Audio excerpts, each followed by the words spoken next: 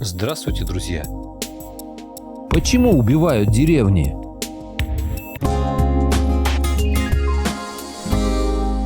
Благодарю всех, кто подписался на мой канал и смотрит мои видео. А если вы впервые на моем канале, то пожалуйста подпишитесь на него и включите колокольчик, чтобы не пропустить новые видео. Ссылка на статью в описании. Автор Олег Верещагин. Один немец сказал мне с горечью, что мы, русские, даже не понимаем, насколько мы богаты и свободны. Ведь в Германии даже чтобы просто пойти в лес, нужно платить деньги. Развести там костер – платить штраф. Взять с собой своего сына – нарваться на конфликт с органами опеки.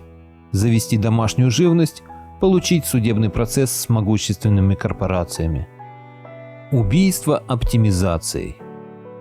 Так сложилось, что при слове «оптимизация» у меня сразу возникает почти что подсознательный вопрос. Что еще собираются отнять у людей? И надо сказать, я еще ни разу не ошибся к своему ужасу. Оптимизация – такая же болезнь мозга нашего государства, как и либерализм, болезнь мозга творческой интеллигенции. С либерализмом интеллигентов все понятно. Это маниакально-болезненное стремление всем все разрешить и запретить запрещать, дивно сочетающееся с нежеланием признавать, что большинство населения страны считают, всем все разрешают только в дурдоме, да и то по предварительно приняв меры предосторожности. А вот что с оптимизацией? Слово-то позитивное, однокоренное с оптимизмом, но оказывается обманное. Вкратце. Под оптимизацией чиновниками подразумеваются некие действия, которые позволят государству меньше тратить на некое дело, но при этом продолжать делать вид, что дело делается. Уф, сложно, правда? Но это сложно для нас с вами, а для государства все предельно ясно. Оптимизировали нерентабельные аэродромы, сократив их количество по стране в 7 раз. Оптимизировали уникальные военные училища. Оптимизировали ведущие вузы и не имевшие аналогов в мире опытные сельскохозяйственные участки. Оптимизировали метеостанции. Оптимизировали заповедники. Кстати, дичайшим итогом всех оптимизаций последних 20 лет является то, что сэкономленные, а точнее с мясом вырванные из тела страны, на них деньги были перекачаны в покупку зеленой резаной бумаги под названием доллар, а значительные территории России просто-напросто обезлюдили. Вы спросите, как это связано? Что ж, отвечу. Уже достаточно давно отмечено. Если в селе закрывается школа, то это село тихо умирает в течение следующих нескольких лет. За последние же 5 лет количество сельских школ в России сократилось на 37%. Сокращение сельского населения – это общая проблема России. И, конечно, нелепо было бы взять и обвинить, например, конкретно районную власть Кирсановщины в некоем зломыслии искоренении русского села. И вообще, можно задать вопрос, не перепутаны ли тут причины и следствия. Возможно, это не село умирает после закрытия школы, а сокращение численности жителей села, особенно детей, приводит к тому, что школа становится нерентабельной.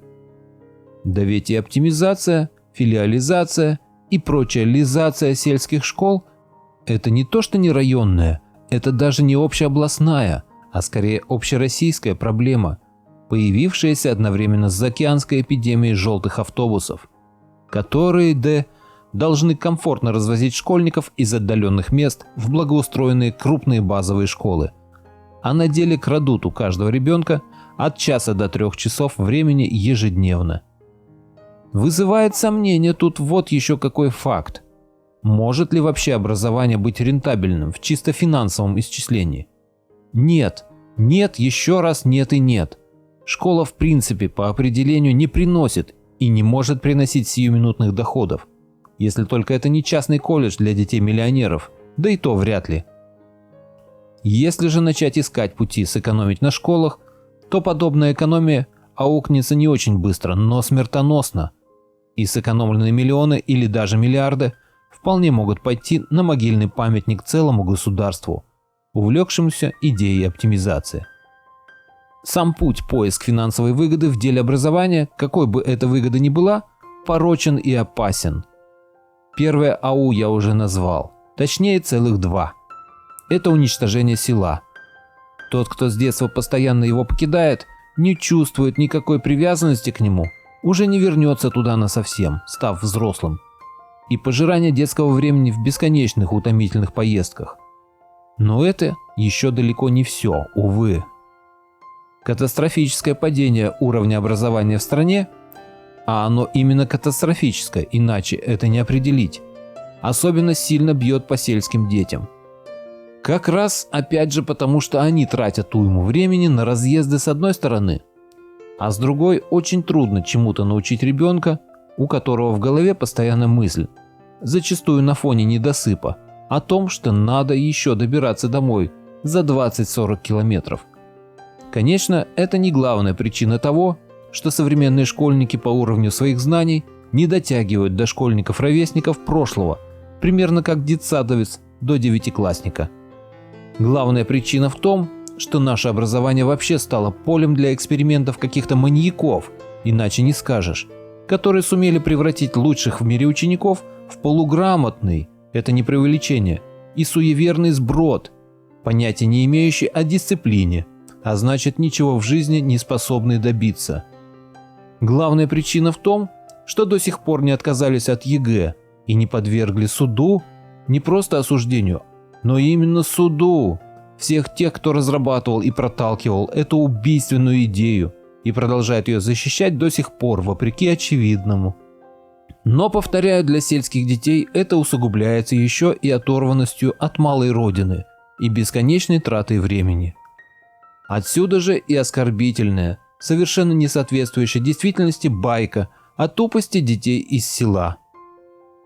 На селе исчезла прослойка учителей как носителей культуры и авторитета. Конечно, и это связано опять же не только с закрытием школ. Педагоги, учителями их называть не стоит, это именно исторически очень точно обозначенные педагоги.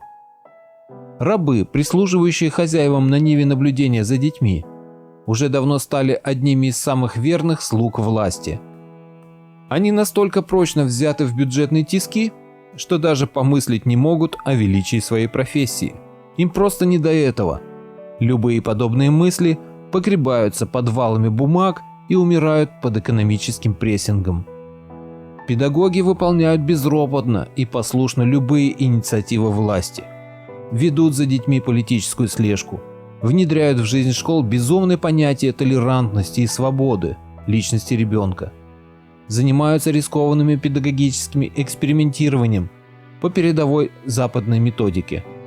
Организуют массовые провластные мероприятия, оказывают моральное и финансовое давление на родителей, служат доносчиками в интересах органов опеки, доносят и друг на друга в конкурентной борьбе в чаянии прибавки в 500 рублей.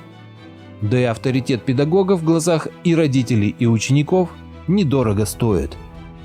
И все-таки в каждом селе именно школа еще недавно была центром праздников, человеческих общений, а слово учителя немало весило в самых разнообразных спорах и даже скандалах.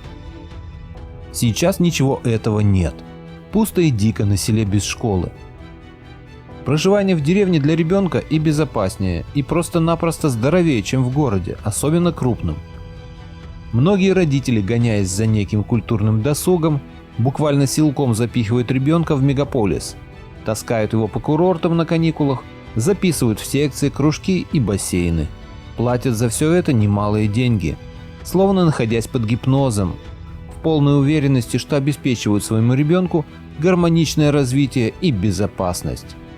При этом, как правило, и родители, и дети живут в постоянном страхе перед транспортом, маньяками, грабителями, хулиганами и так далее и тому подобное, перемещаясь по жизни буквально перебежками, от одного охраняемого места к другому.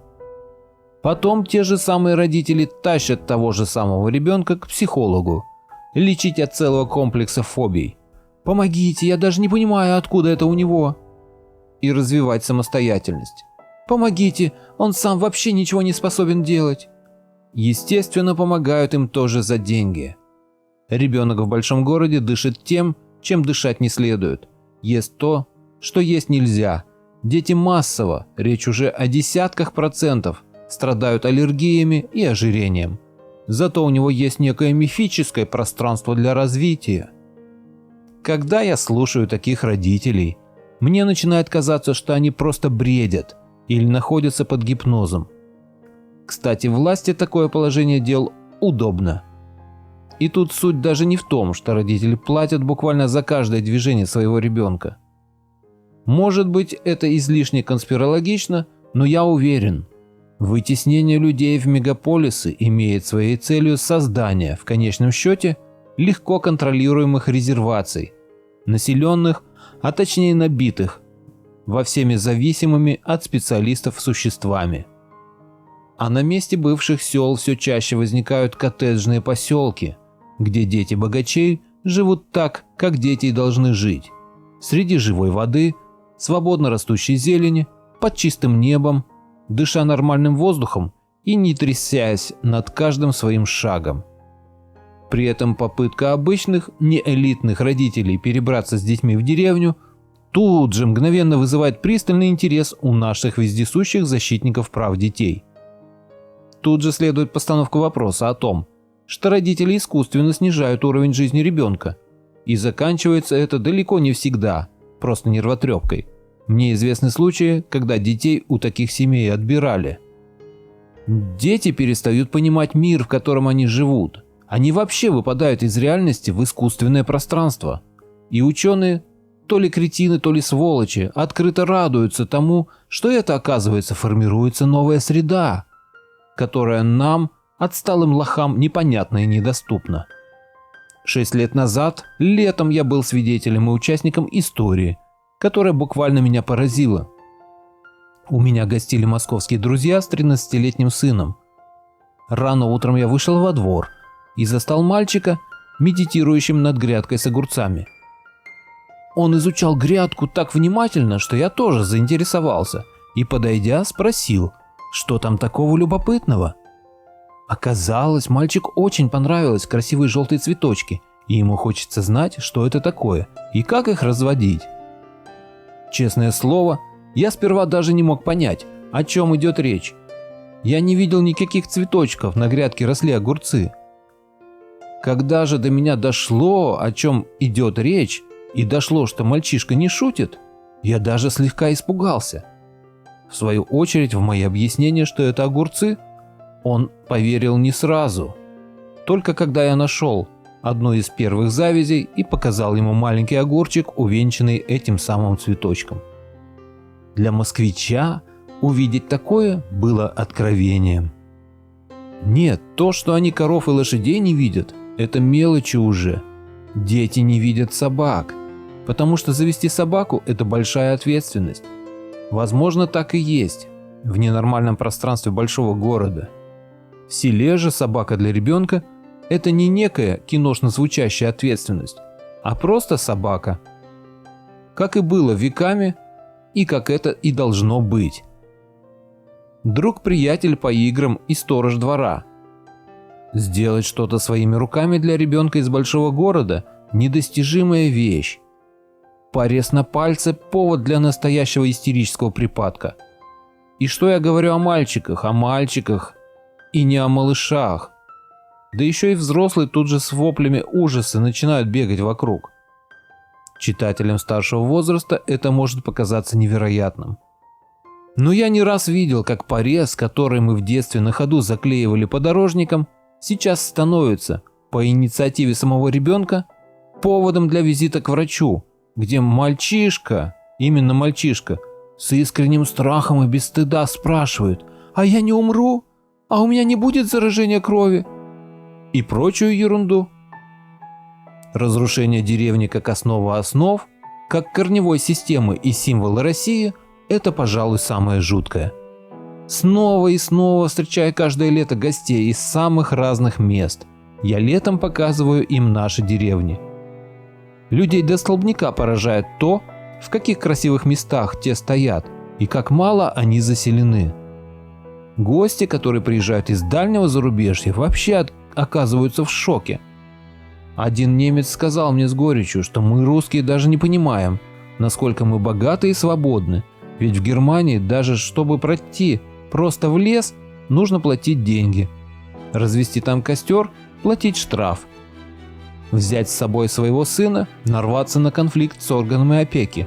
Завести домашнюю живность – получить судебный процесс с могущественными корпорациями, травящими людей одобренными и сертифицированными продуктами питания. Дико смотреть, как мы отказываемся от этого неизмеримого богатства ради фитнес-центров, бассейнов с раствором хлорки и магазинного изобилия вымытых в растворе шампуня овощей и фруктов со вкусом химического картона. Деревня стала местом тотальной безработицы. Точнее, ее таковой сделали. И сделано это нарочно. Именно для того, чтобы даже те люди, которые хотят там остаться или хотели бы туда переехать, не имели возможности этого сделать просто потому, что тогда они будут поставлены перед проблемой, как жить, а точнее как выжить. Работать только на прокорм, жить исключительно натуральным хозяйством – это махровейшее секстанство и небезопасное, причем именно для детей. Это я вам скажу сразу и точно. Такие примеры у меня уже есть, и ничего хорошего все эти поселения кедросажателей мигриоидов и прочих анастасиевцев в себе не содержат и не несут, сколько бы в них ни болтали о близости к природе. Заняться фермерством практически невозможно. Фермеры в России не живут, а выживают. В какие только уже хитрости и крайности не бросаются, чтобы остаться на плаву, и все равно тонут. Потому что не может фермер в условиях России завести на самом деле прибыльное хозяйство, пока существует ВТО и не закрыты границы для ГМОшных продуктов. Не может, природные условия таковы. Наше село и наше сельское хозяйство в основе своей такие же убыточные и неприбыльные. Но отказ от их массовой и постоянной поддержки – это отказ от продовольственной безопасности страны, вообще от безопасности. Если у кого-то при слове «село» возникает картина вросших по окна в землю одноэтажных домиков под низенькими крышами вдоль пыльной кривой тропинки, то я вынужден слегка разочаровать скептиков. Я десятки раз видел брошенные многоэтажные дома, в которых были газ и вода, видел некогда замечательные асфальтовые дороги, по которым перестали ходить, и они разрушены, проросшей сквозь них травой. Видел сожженные корпуса школ, запертые на ржавые замки клубы с покосившимися и облезшими досками объявлений, покинутые детские площадки около закрытых садиков, мертвые водонапорные башни и огромные пустые пространства машинных дворов и ферм. И все это были села, места, где можно было жить ничуть не менее удобно, чем в городе, а работа находилась под боком. Теперь все это мертво, умерщвлено. Да, отток людей из сел начался еще при советской власти. Я не знаю, что это было, чья-то непродуманная политика или, напротив, вполне обдуманная диверсия, создание образа села как отсталого, глухого, бескультурного места, откуда только и бежать. Но убито село было вовсе не при проклятых коммуняках. Убито и разграблено и разорено было русское село властью демократов, как раз потому, что было опасно для них, а вовсе не из-за его экономической нерентабельности. Село кормило страну, село привязывало людей к родной земле, село давало детям здоровое и свободное детство. Все это было непереносимо гайдарышами и чубайсятам, всей этой антирусской бесовщине во власти. Сейчас меня пытаются убедить, что разрушительные процессы на селе идут лишь в силу инерции, что власти давно осознали важность села для государства и повернулись к нему лицом, что все скоро наладится. Возможно, человека, живущего в Москве, в этом и удастся убедить. Может быть, ему даже не придется себя заставлять это делать, верить. А мне достаточно пройти 20 минут неспешным пешим ходом, чтобы увидеть, мягко говоря, неискренность этих заявлений. Более того, стремительно повторяют судьбу сел и малые города. в том числе мой родной Кирсанов. Но это уже, как говорится, другая история. Олег Верещагин. Вот такая интересная статья попалась мне сегодня, и я решил поделиться ею с вами. Надеюсь, вам было интересно. А если хотите не пропустить следующие мои выпуски, подпишитесь на мой канал и отметьте колокольчик. Всем спасибо за внимание. Буду рад вас видеть на своем канале снова.